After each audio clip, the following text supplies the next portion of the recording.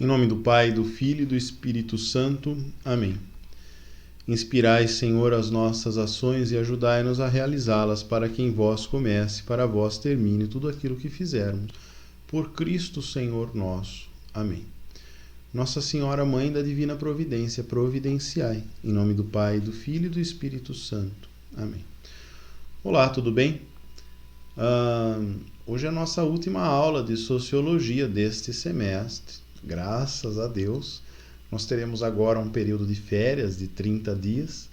Neste período de férias, eu espero que vocês descansem. Eu espero que vocês também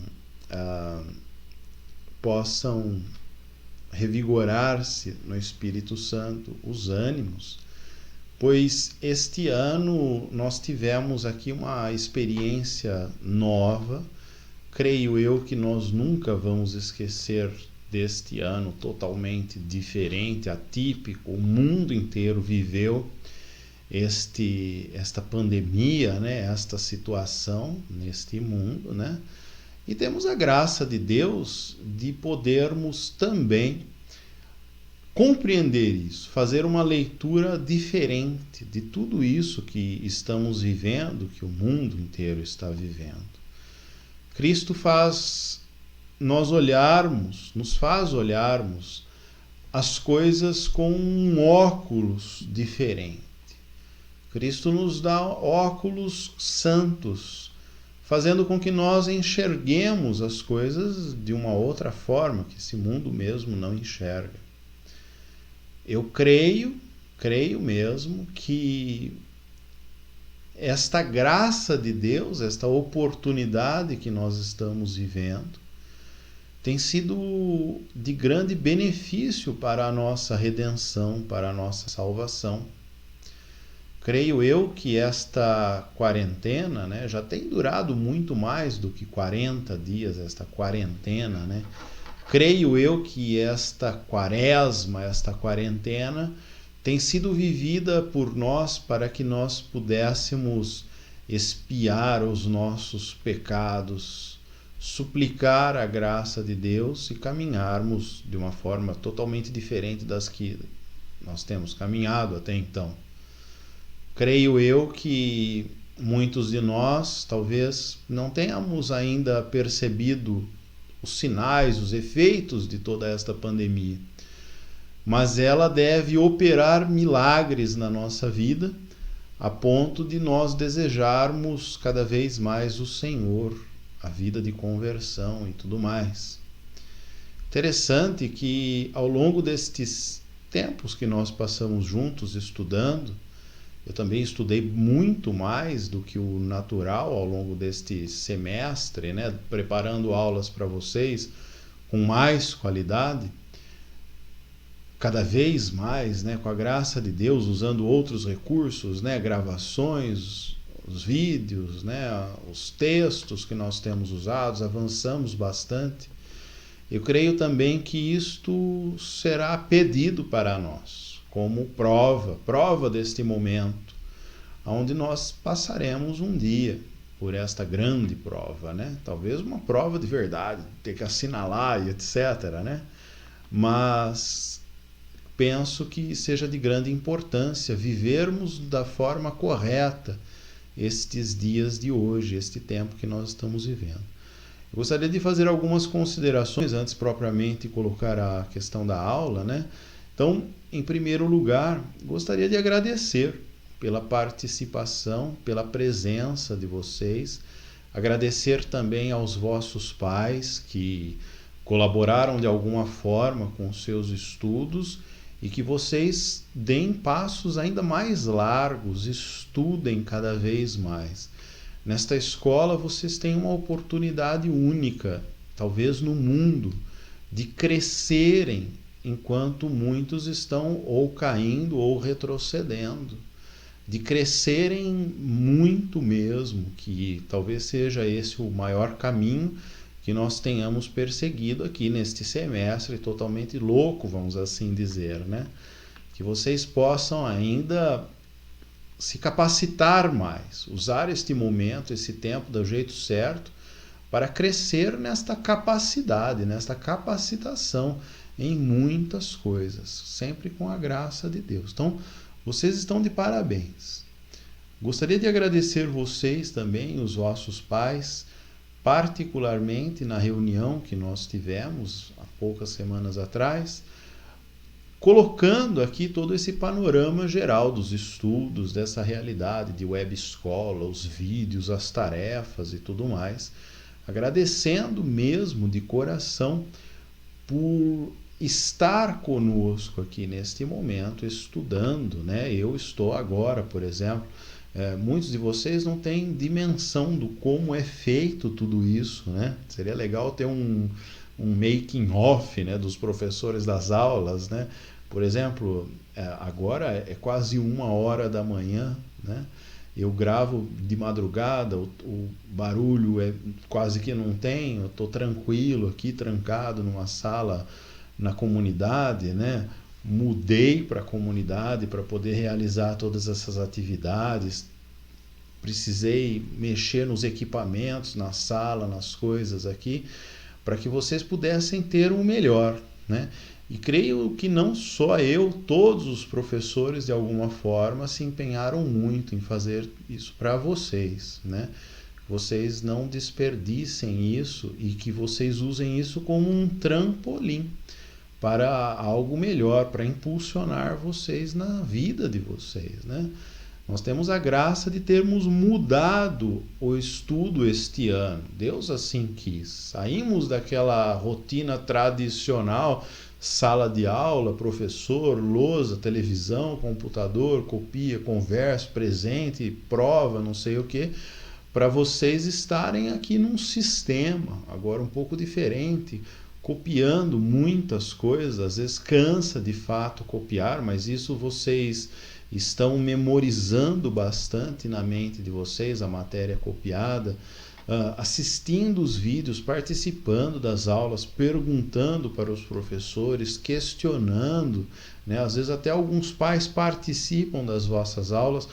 Vocês estão de parabéns. Olha, é uma graça de Deus isso, continuem assim. Bom, muito obrigado. Para o próximo semestre, eu gostaria de lançar aqui um desafio.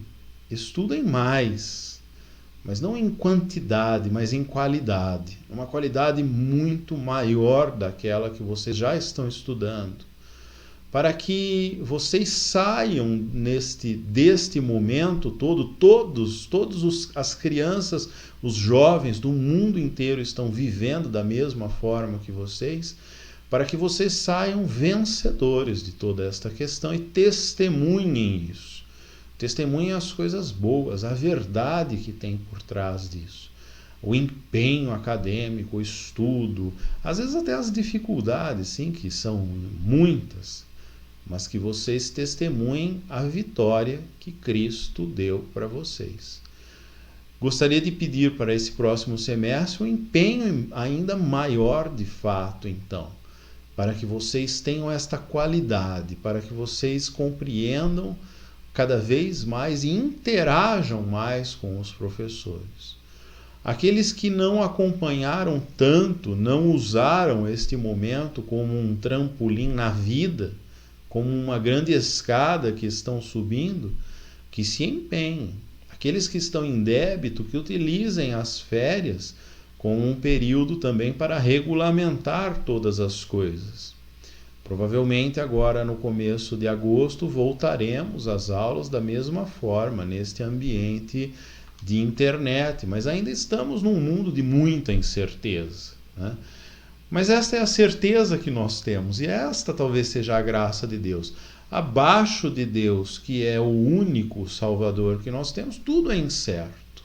A vida é incerta. A morte é certa de fato, mas nós devemos ter a certeza na salvação, a certeza em Cristo, a certeza no próprio Deus, nosso Senhor. Então, se empenhem para realizar o melhor, deem o melhor de si. Outra recomendação é que interajam mais também com os professores. Questionem, perguntem, não apenas cumpram a tabela, postem as atividades, mas interajam, sabe? A gasolina do professor O trabalho do professor é responder às dúvidas, tirar as dúvidas. Façam esse tipo de interação com os professores, porque isso vai ser muito importante na vida de vocês. Agora entendam uma coisa, estudando um pouco de sociologia, né? Estamos falando da Rerum Novarum de Leão XIII. A história sempre mostrou que os homens tiveram sede de conhecimento, sede de inovações, sede das coisas. O próprio pecado original, Adão e Eva, eles tiveram a sede de um conhecimento ao qual não caberia a eles ter conhecimento da vida e da morte. Ora, esta própria sede de inovações acarreta o pecado na nossa existência, na nossa história. Lembrando um pouco aqui da Rerum Novarum, esta sede de inovações que acabou fazendo com que os homens fossem canalizados para doutrinas ideológicas, não filosóficas, mas ideológicas, que foram destruindo totalmente a civilização ocidental.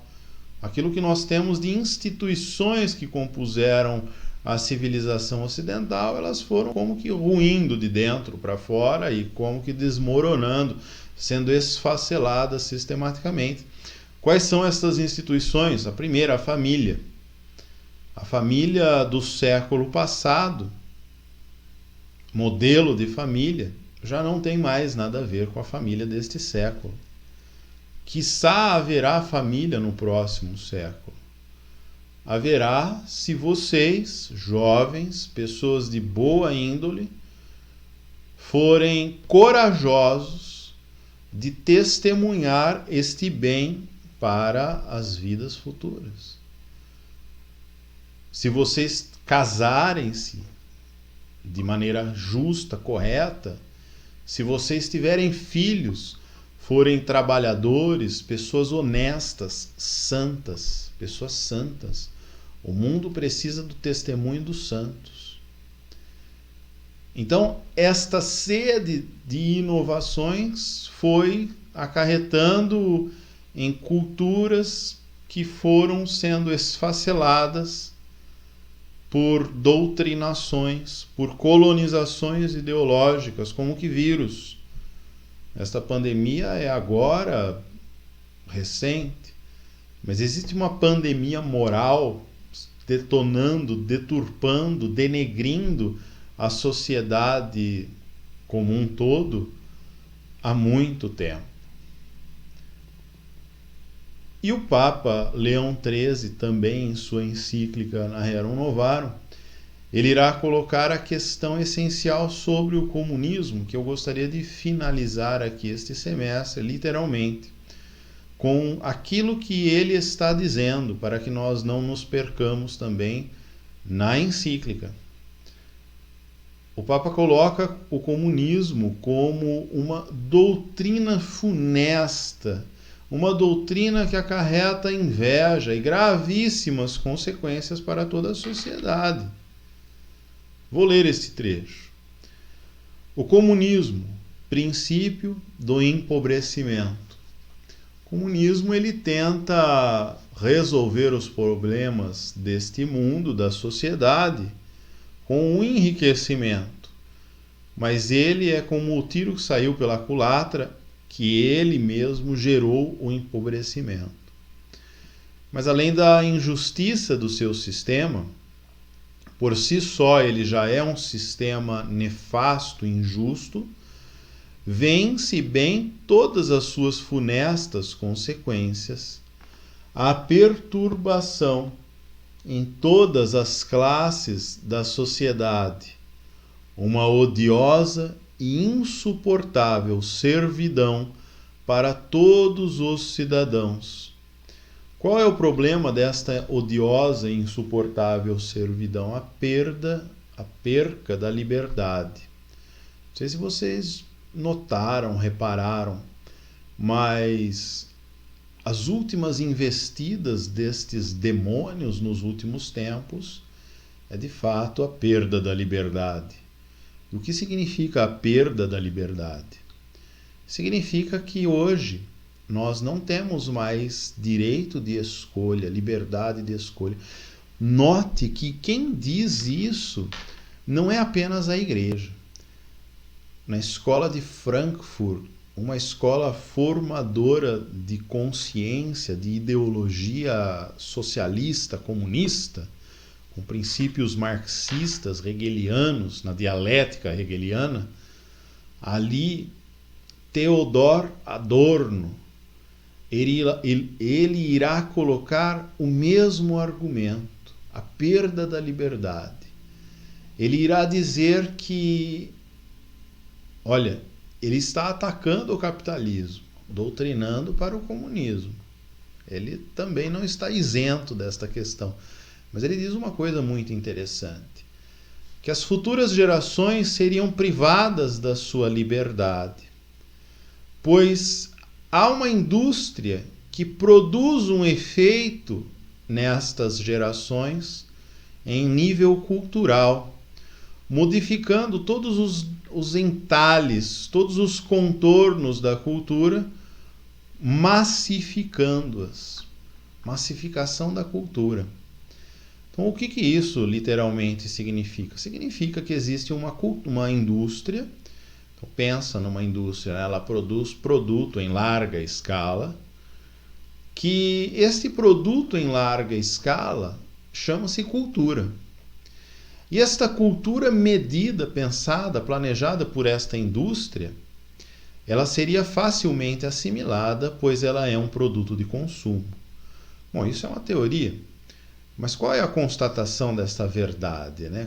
Onde nós vemos isso acontecer? Simples, nas culturas literalmente artísticas, né? Na música. Este produto cultural, eu tinha um programa na rádio, há alguns anos, eu fiz mais de 5 anos esse programa na rádio, falando exatamente sobre estas questões que eu trabalho muito aqui em musicoterapia, na clínica, né? Na comunidade e tudo mais, sobre essa questão literalmente da massificação. Então, o que acontece, né? Os artistas, por primeiro, os compositores, eles tinham ideias inspiradoras baseadas no seu pensamento, na sua meditação, na sua reflexão sobre a sociedade, na sua ideia criativa, onde era elaborado uma música, um som e etc. E assim eles compunham suas artes. Estas artes, elas não eram colocadas para fora, né, apresentadas para serem consumidas. Elas eram para ser apreciadas justamente pela beleza que existia nelas e aplaudidas desta forma.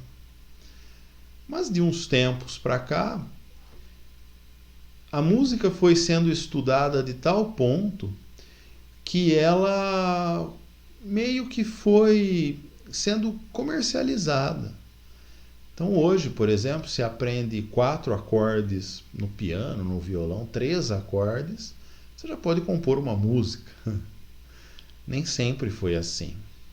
Nem sempre estas técnicas elas eram usadas para isso.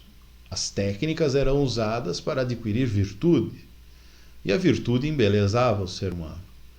Mas, infelizmente, no decorrer destes anos, esta indústria cultural apodera-se, né, destas técnicas e vende todo este produto comercializável para uma grande quantidade de pessoas em uma larga escala. Aí nasce a indústria fonográfica, né?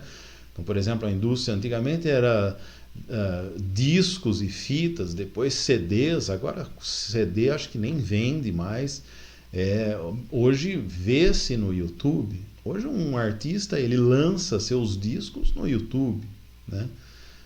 Até outro dia ele lançava em aplicativos pagos de música, né? Sei lá se ainda existe alguma coisa, Deezer, né? Sei lá, alguma coisa nesse sentido. Antes tinha não lembro o nome. Tinha um aplicativo famoso que vendia as músicas, né? Hoje é totalmente free dessa forma, né? Gratuito, desde que você assista uma propaganda, desde que você se dobre perante aquela ideia cultural que ele está vendendo. Então esse tem um poder muito maior. E isto promove a mudança da cultura. É isso que o Papa está colocando lá, quase 2 séculos atrás, mais de 150 anos, esta insuportável servidão na perda da liberdade.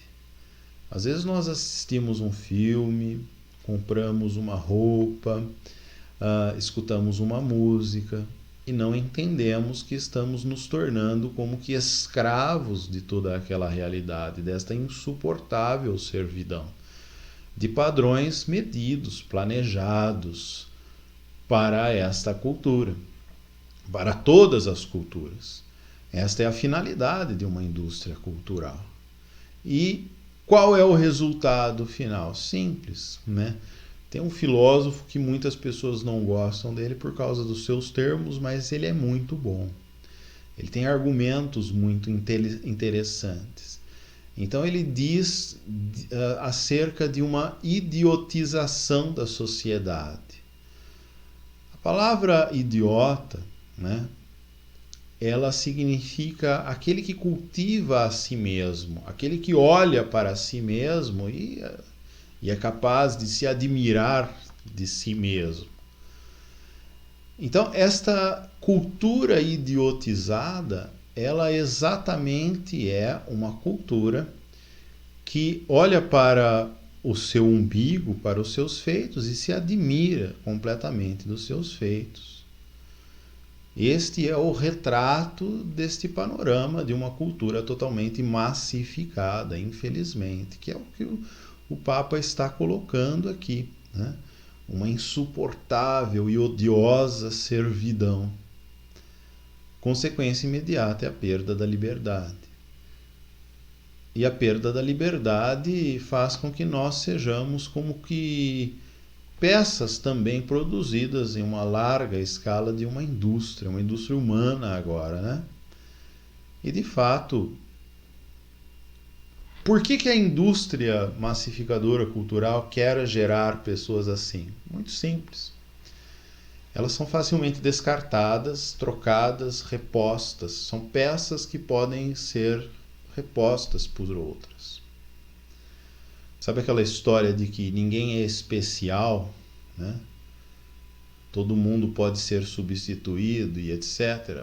Não é bem verdade, mas uma indústria cultural produz estes efeitos, onde qualquer um pode te substituir, a menos que você seja único. E aos olhos de Deus, você é único. Aos olhos de Deus, você é insubstituível. Por exemplo, estamos falando do exemplo da música, né? Quem substituiu Mozart? Quem substituiu Bach? Quem substituiu Beethoven? Quem substituiu Handel? Quem substituiu Tchaikovsky, Chopin? Ninguém substituiu eles e eles foram únicos. Por que as suas artes brilham ao longo dos séculos da história? Bach, por exemplo, 4 séculos de história, 400 anos, é muito tempo, minha gente. Não existia YouTube, CD, não existia nada na sua época. Como alguém pode alcançar tamanha graça e maestria neste sentido? Popularidade, vamos assim dizer. Na verdade, são insubstituíveis. Assim Deus pensa os homens, assim Deus pensa os santos. Note que existem muitos santos na igreja, muitos mesmo, mais que um por dia, por exemplo, né? Se nós fôssemos contar em números, quantos santos a igreja tem? São muitos, inúmeros. Nenhum é igual ao outro. Nós temos, por exemplo, São Francisco e Santo Antônio, são da mesma ordem, eles não são iguais. O ser humano não é igual, o ser humano é insubstituível, Deus assim o fez. E é isto exatamente o que está sendo tratado pelo Papa na Rerum Novarum. usando esses princípios filosóficos que tentam normatizar as pessoas, ou em outros termos, idiotizá-las, imbecilizá-las ou massificá-las, são todos sinônimos filosóficos, né? Eles atacam totalmente a liberdade da pessoa. E é a liberdade da pessoa que a embeleza, que a transforma numa santidade totalmente mais elevada, vamos assim dizer. Então esta odiosa e insuportável servidão para todos os cidadãos, porta aberta a todas as invejas, a todos os descontentamentos e a todas as discórdias. O princípio comunista, ele gera isto no ser humano. Ele é a porta total de entrada para diversos demônios que fazem com que as invejas, os descontentamentos, as murmurações, as exigências de direitos, as discórdias, as rinhas, as rixas, elas cresçam. O talento e a habilidade privados dos seus estímulos e, como consequência necessária, as riquezas estancadas na sua fonte. Enfim, em lugar desta igualdade tão sonhada, a igualdade na nudez, na indigência e na miséria.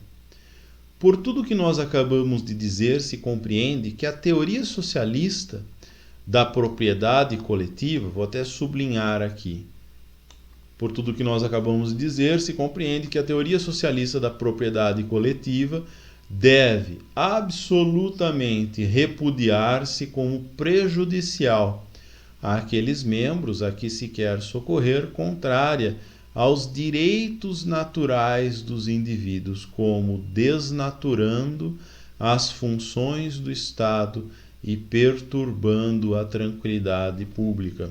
O Estado, sim, tem funções de intermediar, de gerenciar, de nutrir as pessoas para que cada um alcance o seu melhor. Essa é a definição de Estado para a igreja. Depois você volta e assiste isso de novo e marca lá, beleza? O Estado faz exatamente isso com as pessoas. Ele deve garantir, assegurar o que há de melhor. E não gerir as pessoas esta nudez que coloca, eu apontei aqui porque é aqui que está o computador. Essa nudez, esta cria invejosa do demônio, que é essa ditadura socialista comunista pregada e que ainda brilha aos olhos de muitos quando se fala em igualdade. Felizmente, né? Fique, pois, bem assente que o primeiro fundamento a estabelecer por todos aqueles que querem sinceramente o bem do povo é a inviolabilidade da propriedade particular. Paramos aqui. Inviolabilidade da propriedade particular. O que significa isso? A sua liberdade. Simplesmente isso. Você é inviolável. Ninguém tem o direito de enfiar lixo dentro do seu coração dizendo que você pode ser o que você quiser. Não é verdade. Você não pode ser o que você quiser. Eu não posso ser um pássaro, uma McLaren. Tem uns que são Ferrari. Eu não posso ser assim. Eu tenho limites da minha natureza humana, masculina. Eu não posso conceber um filho, por exemplo. Uma mulher pode. Algumas, infelizmente, não podem. Existem propriedades particulares minhas que também não devem ser expostas na rua para qualquer um, na internet, no Facebook. Se isso nunca ninguém te ensinou, eu estou ensinando. Nós não devemos sair por aí contando da nossa intimidade. Nós devemos nos preservar. Preservar a propriedade particular. É a minha vida. Sabe aquela história, meu corpo, minhas regras? De fato. Meu corpo, minhas regras. Qual regra? Santidade. Não queira violar o meu corpo. Isso nós aprendemos no Tratado da Castidade, né? Devo fechar os olhos, não ensinei ainda. Devemos fechar os olhos quando vier a tentação, sair correndo. Esta propriedade particular que Deus me deu, eu devo zelar muito por ela. Esses dias veio uma tentação na minha cabeça, falando assim, faça. Em outras ocasiões eu fazia. Nessa vez veio, faça. Né? Xingue, sei lá, uma coisa assim. Faça. Falei, hoje não. Uma maneira criativa de fugir. Hoje não. Passa amanhã. Hoje não. Entende? É uma propriedade particular. Eu tenho todo o direito de responder com liberdade. Mas Adorno, nesse caso, estava certo. Existe uma indústria por trás que te fomenta a dizer sim e não. Ele naturalmente estava criticando a igreja, mas ele não sabe que ele estava dizendo em favor da igreja. De fato, existe uma cultura que está nos vendendo porcarias e falando para nós nos perdermos. Olha, se perde os seus olhos, perde os seus ouvidos. Pode escutar qualquer tipo de música, tal. Isso não tem mal nenhum. Tem sim. Isso vai ser cobrado. Deus te deu uma máquina, um corpo novo, bom. Como você estragou ele? Você não tem direito. Sobre isso não se tem direito. Sobre a vida nós não temos direito. Nós não temos direito, por exemplo, de ofendermos as autoridades. Né? O ministro Alexandre de Moraes está comprovando exatamente isso. Ele está certo. Nós não temos o direito de ofendermos as autoridades. Por mais que ele seja algo ruim ou bom, de fato, nós não temos esse direito. Também não temos o direito de venerá-lo, adorá-lo, amá-lo. Só Deus nós podemos fazer isso. Entendem? Este pensamento é a liberdade que pode nos dar, é a graça de Deus que pode nos dar. E eu tenho cada dia mais compreendido o valor que uma propriedade particular tem. Ela é inviolável, ou seja, meu corpo, minhas regras, ninguém viole. E Deus me ajude a mantê-lo incorrupto, inviolável, pois ele é propriedade particular vossa, tua. Infelizmente, nós vemos estas doutrinas pregando ao contrário. Infelizmente, nós vemos exatamente toda essa história terminando desta forma, nos dias atuais, principalmente. E assim nós terminamos, então, este primeiro semestre, dessa forma.